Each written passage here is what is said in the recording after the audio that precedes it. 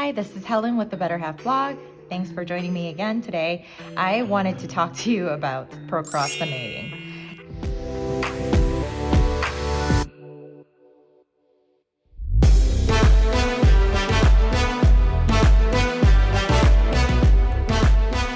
Now, for me, all of these colors mean something. So if you watch my previous video, I'll link it up here. Each color represents something. And so my yellow is my highlight. Pink is for cooking. And blue is when I'm working on my habits and goals. The light blue is when I'm working on my secondary tasks. Brown is rest time. Ooh, we'll skip this for a second. The red is squeezed in other tasks that were not regularly scheduled. So those are my emergencies or anything that just comes up throughout the day that were not planned. Now, these colors absolutely represent something here in my planner. So if you look at my planner and how it goes, I am scheduling out my day. In this instance, this week, I've decided I'm going to try and schedule out the whole week. Why? Because I know that my kids are starting school and my schedule is going to change. So all these purples are where I am leaving the house to do something, or it's a scheduled event. I have these purple hours throughout the day where I am not available to do any of my other tasks or habits or highlights or rest. So as you can see here, I have not used the gray color. Now, gray for me in my planning means procrastination. So that is the hour or the minutes that I use to just sit there and do nothing but to procrastinate. Why? Because it happens to all of us, right? We get this certain urge that, that one task or that one thing highlight or that one habit, I don't feel like doing it right this minute. And we just sit around and do things our way. Procrastination will happen throughout your week, and that's okay. You have to first give yourself grace that, hey, you know what? Throughout the week, I'm doing so many different things. I'm wearing so many different hats that sometimes it's okay to procrastinate.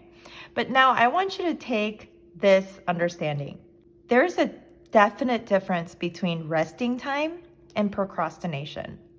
So if you look at my other weeks, there were times where I didn't use gray, but rather I used the brown color. Why? Because I finished most of my planned tasks for the day. So everything in the yellow is my highlight, remember? And if you are kind of confused about what the highlight means in my planning system, make sure to go watch this video up here. This yellow highlight, this light blue, the secondary tasks, they've all been done. So at that point, sometimes in the afternoons, I give myself a short little break. And I don't necessarily call this procrastination. Procrastination happens when you're supposed to be doing a task or working on a habit towards your goal or working on that special highlight of the day that you must get done today. And you just simply say, okay, I just am not going to do anything. That's procrastination, right? When I'm procrastinating, what I tend to do is to watch Netflix or my favorite K-dramas. That's what I do when I procrastinate. I just sit on my couch or in my bed and I just lay there and watch TV. That's what I do. And so I figured out what I do when I procrastinate. I think that's number one here, to figure out what you tend to do when you procrastinate. Some of you might be journaling and you call that procrastination. Is that really procrastination? You can call it me time, and perhaps you want to have a separate color for your me time.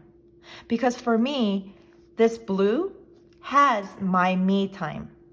So when I all of a sudden am working on a task throughout the day and I just feel like procrastinating, meaning I want to go and watch a Korean drama or a show on Netflix, what I do is I double it up. So I'm always acting on something in these gray colors outside of the gray while I watch whatever it is that I feel like watching at the moment. So here, that is why you see the browns and you see so many other colors, but not any grays. When I mean double up, what I'm doing is I am actually watching TV while I'm folding clothes, which is a part of my blue. Because one of my goals this year is to have a clean, minimal home. And so I'm working towards that. I am doing my due towards my blue, my goals. And so I would color it in blue. Perhaps at this hour, I was probably watching a show on Netflix or a Korean drama and doing something, cleaning, tidying up, decluttering, or even folding laundry. So that's the difference that I have seen through tracking my time, my hours, and making sure that I am doing something that is progressive towards my goals, that is progressive towards my projects, and all of these highlights that I have committed and planned for myself. What does that really mean?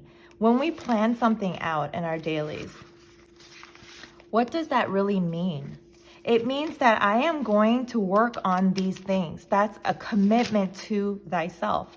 So my promise to myself is, hey, Helen, you're going to work on YouTube as your highlight. No matter what, you're going to get it finished today. So because it's such a big project sometimes to just post one YouTube video, I break it down into small chunks. Collect all film. Add into intros, pick intro music, edit, Canva cover, post schedule. So I'm breaking them down to where I can actually go through with this commitment with myself to finish this YouTube. I'm also working on these tasks diligently throughout the day. So if you look at my 15th on the weeklies of how I design my time versus how I actually worked my time, this is how I worked my time. Now, I didn't bother to do the 15th on the left to schedule it out because I knew it was going to be pretty similar to the rest of the week because my kids are still out of school. But this is what I did. I woke up at 6 o'clock. I cooked for the kids, got the breakfast ready, and I had these hours to work on my habits and goals. That's my me time. Journaling is also a me time. Reading is also a me time. Then I cooked again for the kids. I went out during these hours to run some errands.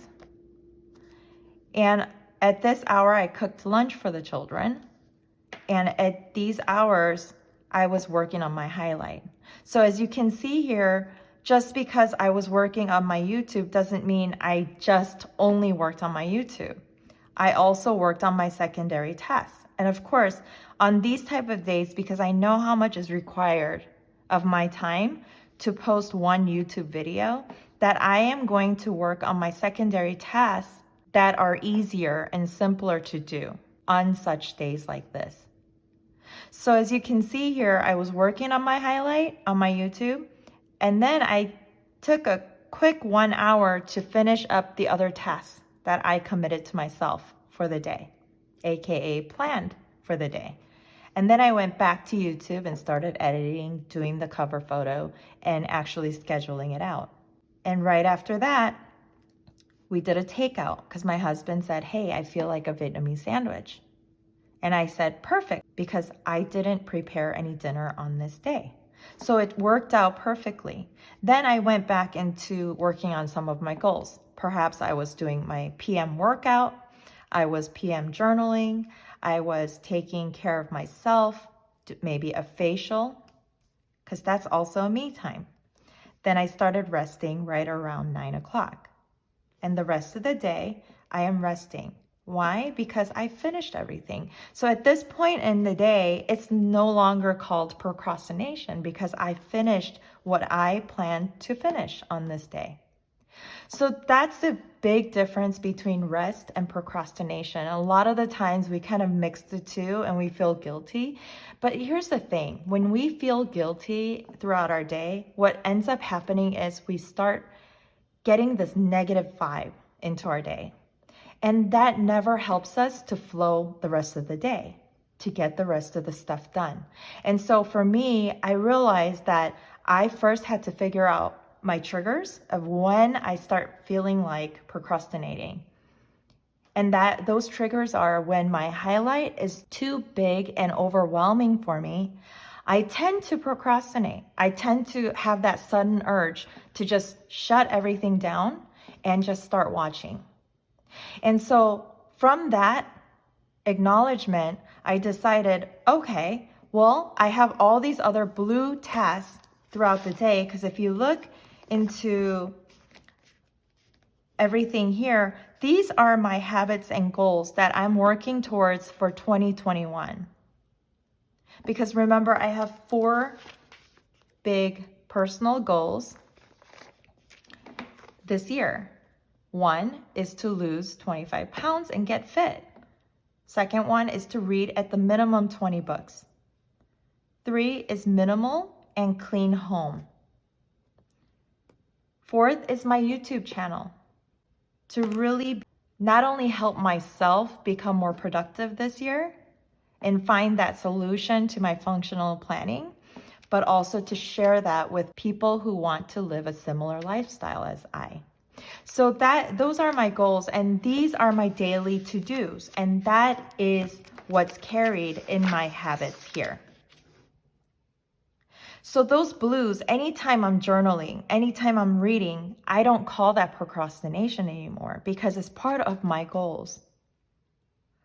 Now, your goals might be a little bit different from mine. It might be a lot different.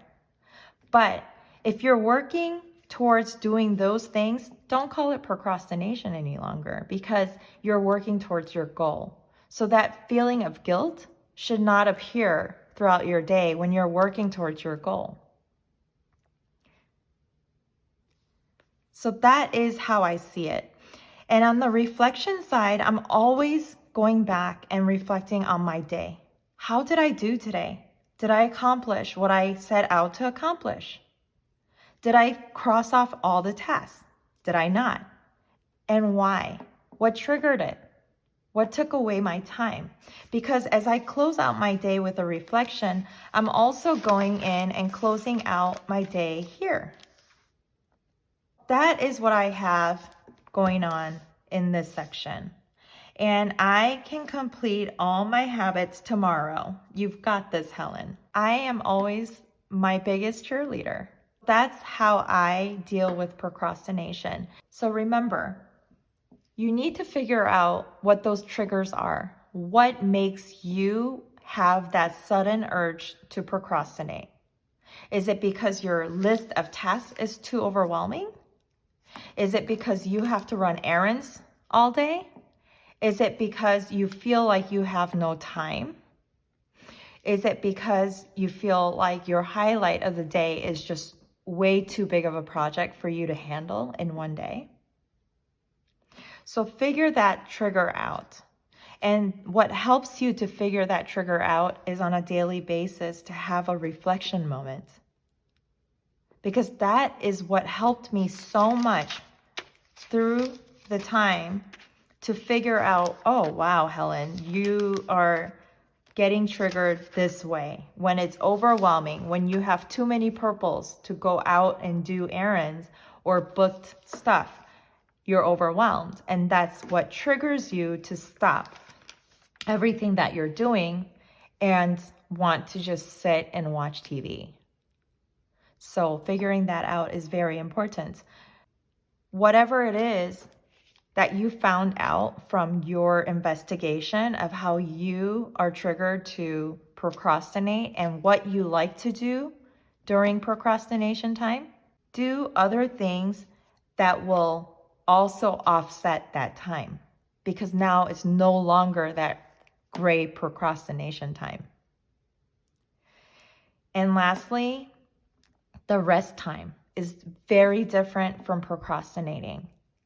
When you're dealing with your stuff, you're confronting what you've committed to do and set out to do on your daily, and you feel like you need a break in between cooking time or anything else that you do throughout the evening or whatever throughout the day, it's okay to take a break. That is not considered procrastination. So that feeling of guilt needs to be eliminated throughout your day, because that is going to weigh you down and it's not going to allow you to get everything else done. So now I have this fun video that I filmed in multiple settings, and I wanted to share with you because I felt like the best way to express myself in my procrastination and how things have changed now that I'm really, really committed to my functional planning method, I thought it would be really funny to make this film to share with you how I deal with those sudden urges of procrastination throughout the day. So have fun watching it. Thank you for joining me. And until next time, this is Helen. Bye.